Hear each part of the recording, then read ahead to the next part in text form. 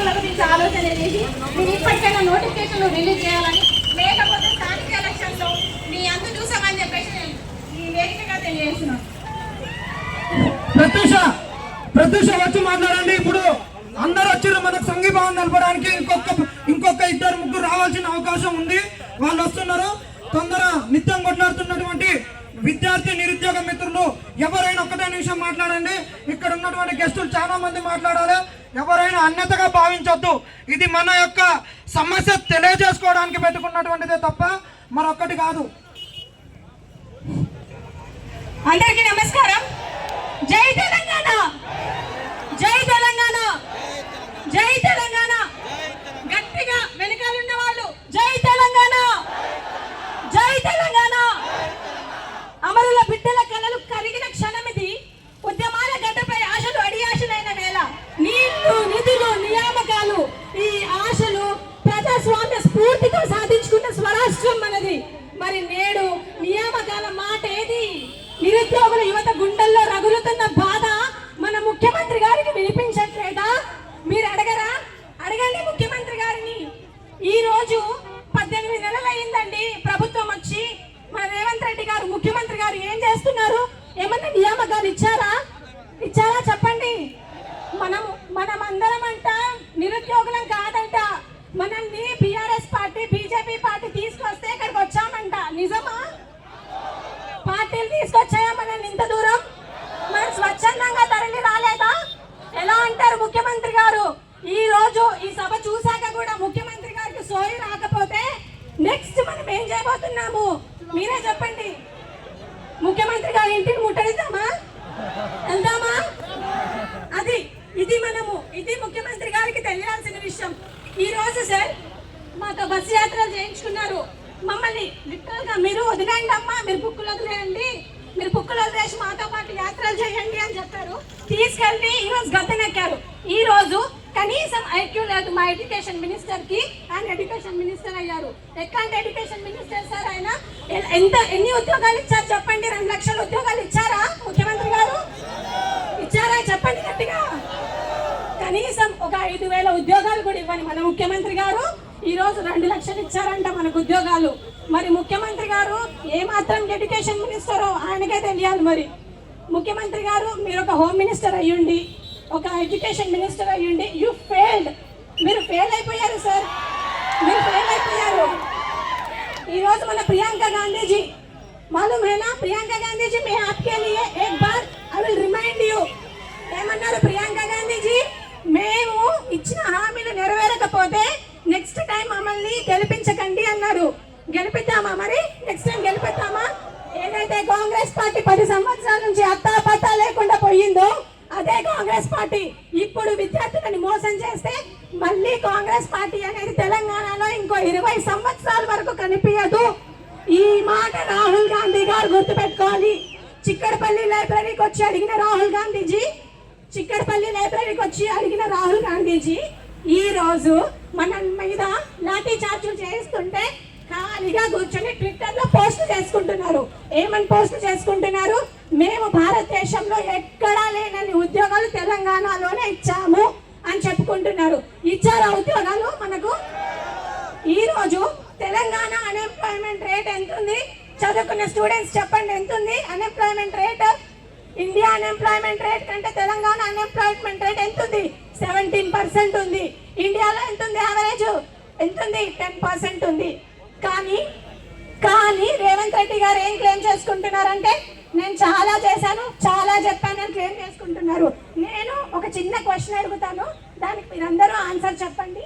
We will end it out, ఓకేనా? ప్రియాంక గాంధీజీ మరియు రేవంత్ రెడ్డి గారు మనకిచ్చిన ప్రామిసెస్ గురించి అడుగుతాను. ఇచ్చారా లేదా అనేది మనం మాట్లాడుకుందాం, okay? First thing, youth declaration ఇచ్చారా? నిరుద్యోగ వృత్తి ఇచ్చారా? 4,000 ఇచ్చారా లేదా? జాబ్ క్యాలెండర్ ఇచ్చారా? 5 లక్షల విద్యా భరోసా అంట ఇచ్చారా? విద్యా భరోసా ఇస్తే విద్యార్థులు రోడ్లు ఎందుకు ఎక్కుతారు ముఖ్యమంత్రి గారు? మీకు ఇంటర్నేషనల్ స్కూల్ ఇస్తామన్నారు, ప్రతి మండల్లో ఇచ్చారా? ఉన్న గురుకులాలకే గతి లేదు, మాకు ఇంటర్నేషనల్ స్కూల్స్ ఇస్తారంట. 75% లోకల్ జాబ్స్ ఇస్తామన్నారు, ఇచ్చారా? 3 యూనివర్సిటీస్ ఇస్తామన్నారు, ఇచ్చారా? ఆదిలాబాద్ వాళ్ళు ఇచ్చారా లేదా? యూత్ కమిషన్ ఒకటి మనకు చేస్తామన్నారు. ఎంతమంది ఇక్కడ యూత్ కమిషన్ లీడర్లు ఉన్నారండి? చేశారా? చేయలేదు. 10 lakh rupees interest free loans ఇస్తామన్నారు, ఇచ్చారా? ఇవ్వలేదు. ఈ రోజు నేను బల్మూర్ వెంకట్ గారికి, రియాజ్ గారికి అండ్ ఆకునూరు మురళి గారు, నేనైతే సార్ ఎప్పుడు చూడలేదు కానీ కొన్ని వీడియో కాల్స్ లో మాత్రం సార్ ఇంటర్నేషనల్ సమ్మిట్స్ లో పార్టిసిపేట్ చేసి చూశాను. గురుకులాలు చాలా వండర్ఫుల్ ఉన్నాయి, ఎడ్యుకేషన్ సిస్టమ్ చాలా డెవలప్ అవుతుంది అంటున్నారు. మరి ఇది తెలంగాణ ఎడ్యుకేషన్ సిస్టమ్. తెలంగాణ అమరవీరుల సహకారంతో వచ్చిన తెలంగాణలో ఇంకా కూడా తెలంగాణ విద్యార్థులు చాలా సఫర్ అవుతున్నారు. సో దీని గురించి రేవంత్ రెడ్డి గారు పట్టించుకుంటే చాలా మంచిది. Thank you for giving me this opportunity. And వేదిక మీద వచ్చిన ప్రతి ఒక్కరికి కూడా కృతజ్ఞతలు. జై తెలంగాణ. సమయాన్ని దృష్టిలో పెట్టుకొని మాట్లాడండి. అధిరాధ మహారాజులకు ఇక్కడ ఉన్నటువంటి తెలంగాణలో మన నిరుద్యోగంతో పాటు చాలా సమస్యలు ఉన్నాయి. మనం పిలిచిన వెంటనే వాళ్ళు వచ్చారు. వీళ్ళని పిలిచోడానికి కారణం ఏంటంటే వీళ్ళు ఒకటే అంటున్నారు, మీరు రాజకీయం చేస్తున్నారు అంటున్నారు. మీరు రాజకీయం చేయడం లేదు. సామాజిక సమస్య, మేము సామాజిక సమస్యను సామరస్యంగా పరిష్కరించుకుందామని 16 నెలలు కష్టపడ్డాం. మీరు 16 నెలలు కష్టపడ్డా ఇవ్వలే కాబట్టి అన్ని రాజకీయ పార్టీలను పిలుస్తున్నాం. ప్రజాస్వామ్యంలో మీకెంత హక్కు ఉందా, మాకెంత హక్కు ఉంది. ప్రజాస్వామ్యంలో ఏ సమస్య అయినా ఒక రాజకీయ రంగ పులుముకుంటేనే అది దానికి పరిష్కారం అనేది ఉంటుంది. కాబట్టి అన్ని రాజకీయ పార్టీలను పిలిచినాం. వాళ్ళు ఒకటి అంటున్నారు, మీరు రాజకీయ పార్టీలను ఎందుకు పిలుస్తారు అంటున్నారు. మేము ఒకటే సూటిగా ప్రశ్నిస్తున్నాం. మిమ్మల్ని అడగట్టడానికి బీఆర్ఎస్ లో ఉండి మిమ్మల్ని అడగడానికి ఒడగొట్టి గెలిచిన వాళ్ళను మీరు కాంగ్రెస్ లో కలుపుకుంటే వాళ్ళు ప్రతిరోధులయ్యారు. ఈ రోజు మేము రాజకీయ పార్టీల మద్దతు కోరితే మేము అవలాగాలమైన అని అడుగుతున్నాం. కాబట్టి మీరు రాజకీయం చేస్తున్నారు, మేము కూడా రాజకీయం చేస్తాం. ఖబర్దార్ అంతే. అన్ని రాజకీయ పార్టీలను కలుపుకొని పోతాం. దీన్ని దృష్టిలో పెట్టుకొని ఉండండి. వేరే వాళ్ళకు వెళ్ళడానికి అవకాశం ఉంది కాబట్టి వాళ్ళని తొందర మాట్లాడించి పంపిస్తాం. ఇప్పుడు ఒక్క నిమిషం అంజిరెడ్డి అన్న వేరే మీటింగ్ ఉంచుకొని అక్కడ ఉండి కూడా మధ్యలో వాళ్ళని రిక్వెస్ట్ చేసి అడిగి రావడం జరిగింది. అదేవిధంగా జూలకంటి రంగన్న కూడా మధ్యలో ఒక మీటింగ్ ఉండి కూడా మనం పిలవగానే ఎమ్మటే వచ్చారు. మీరు దయచేసి వాళ్ళ తరఫున మిమ్మల్ని అందరినీ చిన్న క్షమాపణ కోరుతున్నా. వాళ్ళు మధ్యలో పోయారని అనుకోవద్దు. వాళ్ళు మాట్లాడతారు. ఏదన్నా మీరు వారిని అడగదలుచుకున్నా, మీ డిమాండ్ ఉన్నా వాళ్ళు మాట్లాడేటప్పుడు కింది నుంచే మీరు ప్రశ్నలు సంధించండి. అంజిరెడ్డి అన్న దయచేసి నిరుద్యోగులను ఉద్దేశించి మీ అమూల్యమైన సందేశాన్ని ఇవ్వాల్సిందిగా కోరుతున్నాం. స్టేజ్ మీదకి రావాల్సిందిగా కోరుతున్నా. ప్లీజ్ విఠలన్న పైకి రండి. ఈరోజు విఠలన్న ఎప్పుడో వచ్చిండు. ఆయన మనలో విద్యార్థుల కష్టాలు ఎంతమంది ఉన్నారంటే గత మేనిఫెస్టోలో గవర్నమెంట్ లేనప్పుడు మేనిఫెస్టో ఇచ్చి 2 లక్షల ఉద్యోగాలు ఏ విధంగా అయితే ఇచ్చినావో అది ఇంప్లిమెంటేషన్ చేయాలని భారతీయ జనతా పార్టీ తరఫున డిమాండ్ చేస్తా ఉన్నాం. ఇంకొకటి ఏంటంటే ఏదైతే ఇచ్చిన మాట నువ్వు నిలబెట్టుకున్నప్పుడే నీ కాంగ్రెస్ గవర్నమెంట్ ఉంటుందని నేను తెలియజేస్తా ఉన్నాను. నిరుద్యోగులు ఎంతమంది ఉన్నారు మీరు చూసుకోండి. ఈ నిరుద్యోగులు ఏదైతే కడుపు అంటే ఈ రోజు వచ్చి ఈ ధర్నా చేస్తున్నారంటే ఇచ్చిన మాట నిలబెట్టుకుంటలేవు. 3,50,000 ఉద్యోగాలు ఖాళీ ఉన్నాయి. ఎందుకు ఫిలప్ చేస్తలేమని మేము డిమాండ్ చేస్తా ఉన్నాం. మీరు గవర్నమెంట్ వచ్చిన తర్వాత ఏ ఒక్క నోటిఫికేషన్ ఇచ్చినట్టుంటే చూపిమని చెప్తా ఉన్నాం. గత ప్రభుత్వం ఏదైతే ఇచ్చిందో ఆ ప్రభుత్వం ఫిలప్ చేసి సంకలు కొట్టుకుంటా ఉన్నావు. ఈ రోజు మీరు నిర్దాక్షంగా నిర్మానుష్యంగా ఏదైతే విద్యార్థులు ఉన్నారో, నిరుద్యోగులు ఉన్నారో, ఈ నిరుద్యోగులకు భారతీయ జనతా పార్టీ అండగా ఉంటది. ఈ ఫిలప్ చేసినాక మీ ఎంబడి మేము ఉంటామని తెలియజేస్తూ, మీ ఎంబడి మేము ఎప్పుడు ఉంటాం ఉద్యోగాలు ఫిలప్ అయినాక. ఇంకొకటి మేము డిమాండ్ చేసేది ఏంటంటే ఎప్పుడైతే రిటైర్మెంట్ అవుతారో ఆ ఫిలప్ చేయాలని మేము డిమాండ్ చేస్తా ఉన్నాం. ఎందుకంటే ఈ ఆనవాయితీ వచ్చింది. గత ప్రభుత్వం వచ్చిన తర్వాత నేను 10 లక్షల ఉద్యోగాలు ఇచ్చినా, నేను 2 లక్షల ఉద్యోగాలు ఇచ్చినా, ఎక్కడైతే ఉద్యోగం ఖాళీ అయిందో అప్పుడు ఉద్యోగం ఇవ్వాలి. ఆ ఉద్యోగం ఇచ్చిన దానంత వరకు నిరంతరం మీ ఎంబడి మీ తరఫు నుండి మేము పోరాటం చేస్తాం. అదేవిధంగా ఎక్కడైతే నిరుద్యోగులు ఉన్నారో మీరు కళ్ళకు కనిపిస్తలేదా? సార్ నిరుద్యోగులకు ఈ నిరుద్యోగులు గ్రామీణ ప్రాంతం వాళ్ళు జియో 46 గురించి గత 2 సంవత్సరాల నుంచి కొట్లాడితే బీజేపీ ఏ వైపు స్టాండ్ తీసుకుందో మాకు అర్థం కాలేదు. మేము బీజేపీ లీడర్స్ అందరినీ కలిసాము. కానీ ఈ రోజు మీరు వచ్చి మాట్లాడారు. ఇంతకుముందు మన జనార్దన అన్నాడు ఏమనంటే లీడర్లు వచ్చారు, మన అంజిరెడ్డి సార్ వచ్చారు, వాళ్ళు ఏదైతే మాట్లాడాలనుకుంటారో వాళ్ళు మాట్లాడేసి వెళ్ళిపోతారంటే ఈ రోజు శివగంగ థియేటర్ నుంచి మా అక్కలు, మా అన్నలు, మా తమ్ముళ్ళు నడుచుకొని తిరుచునగర్కి వచ్చారు. మళ్ళీ ఆర్టిస్ట్ నుంచి నడుచుకుంటూ ఇండో పార్క్ వచ్చారు. ఈ రోజు మీరు మాట్లాడుకొని మీరు వెళ్ళిపోతే మరి వాళ్ళు ఏదైతే బాధ ఉందో వాళ్ళు ఎవరికి చెప్పాలని చెప్పేసి నేను ప్రశ్నిస్తున్నా. బీజేపీ మాకు టీఆర్ఎస్ కాంగ్రెస్ రెండు అటు సపోర్ట్, కానీ మేము అసెంబ్లీల నుంచి గత ప్రభుత్వం నుంచి కూడా కొట్లాడుతున్నా కూడా బీజేపీ ఇంతవరకు జీవో నెంబర్ 46 మీద ఎక్కడన్నా మాట్లాడంగా విన్నారా? ఎక్కడన్నా ఇంతవరకు? మీరు ఒక్కటే గుర్తుపెట్టుకోవాలి, మీకోసానికి కేంద్ర మంత్రి అయిన బండి సంజయ్ గారు ధర్నా చేసింది మీకు కళ్ళ కనిపిస్తలేదా? అది గ్రూప్ 1 కి సంబంధించింది సార్. అది గ్రూప్ 1 కి సంబంధించింది జియో 46 ఏ రోజు కూడా ఎందుకంటే మీ కండగా ఉన్నప్పుడు మీరు పిచ్చి ఏం మాట్లాడతావు?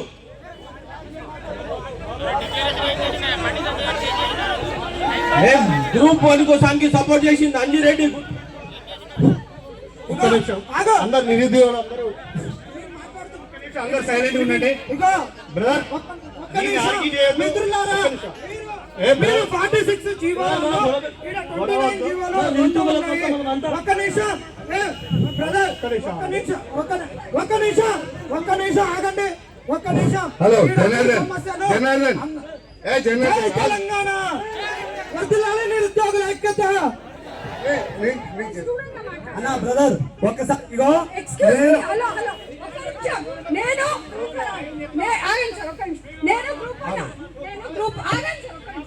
Group aspirant. మీరు అంటున్నారు కదా బీజేపీ ఎక్కడ ఇచ్చేసింది హెల్ప్ చేసిందని. బండి సంజయ్ అన్న 10,000 మెంబర్స్ మీకు సమస్య చెప్పగానే మీరు ఇంత ఫైర్ అవుతున్నారు. మరి వినండి కూర్చొని. మీరు పెద్దలు వచ్చి మీ సమస్యలు వినడానికే కదా మా సమస్య మేము చెప్పుకుంటున్నాము. అది మీరే మాట్లాడుకోండి. బీజేపీ యువ మోర్చా నెంబర్ ఆఫ్ మాట్లాడదు. మీరు క్వశ్చన్ చేయొద్దు. కూర్చో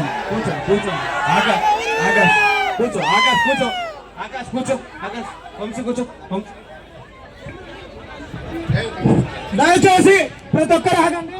ఇగో ఇక్కడ చాలా సమస్యలు ఉన్నాయి. ఆ సమస్యలు మీరు గందరగోళం పరచుకోవద్దు. అక్కడ మిత్రులు ప్రశ్న అడిగారు, అక్కడ ఒక పార్టీ నుంచి వచ్చిర్రు, వారు సమాధానం చెప్తారు. మీరు మళ్ళీ ఎదురు ప్రశ్నలు ఇది ఆగండి. ఇప్పుడు ఇక్కడ ఉన్నటువంటి జీవో సమస్యలు 29 జీవో 46 జీవో వాళ్ళు ఇంతకుముందు 29 జీవోకి బండి సంజయ్ గారు వచ్చారు. అన్న వీళ్ళు 46 అడుగుతున్నారు. అన్నతో వారు చెప్తారు, వీళ్ళు అడిగిరు చెప్తారు. మధ్యలో మీరు ఎందుకు? అందరు నిరుద్యోగులమే కదా, మీరు మాట్లాడకరి. ఆగండి సార్. మీరు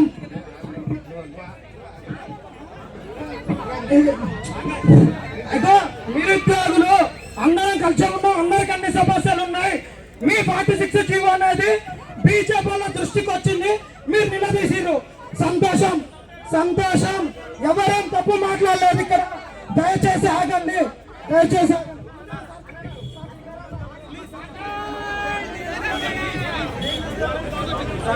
తమ్ముళ్ళు, నిరుద్యోగుల కోసానికి మా బీజేపీ 35 సార్లు ధర్నా చేసింది. ఎన్నో కేసులు అయినాయి. ఇంతవరకు ఏ పార్టీ మీద యువత మీద కేసులైనా, ఒక భారతీయ జనతా పార్టీ మీద కేసులైనా మీ ఎంబడి, మీ అండగా ఉంటాం, మీ ఎంబడి ఉంటాం.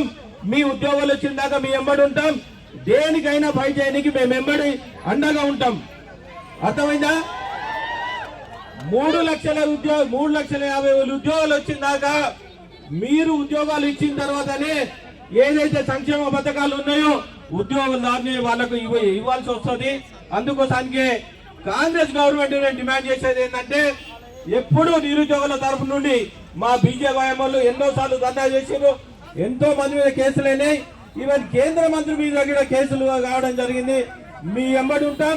మీ ఉద్యోగాలు వచ్చినంత వరకే మీకు సపోర్ట్ ఉంటామని తెలియజేస్తూ ఈ అవకాశం పెద్దలందరికీ ధన్యవాదాలు తెలియజేస్తా ఉన్నాను.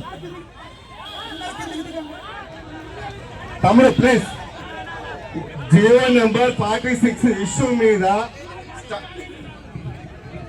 సార్ అంజేడి సార్ సార్ మీరు అధికారంలోకి వచ్చారు కాబట్టి మిమ్మల్ని అడిగే ప్రశ్న ఉంది కాబట్టి మీరు అడుగుతున్నాం. లేదంటే మిమ్మల్ని అడగాలని మీరు దురుద్దేశంతో అడగాలి మిమ్మల్ని. మీరు రెస్పాండ్ కావాలని అడుగుతున్నాం. జై తెలంగాణ, జై తెలంగాణ. ఇవాళ నిరుద్యోగులకు ఏ పార్టీ కూడా అండగా లేదు. ఇదంతా విద్యార్థులకు తెలుసు.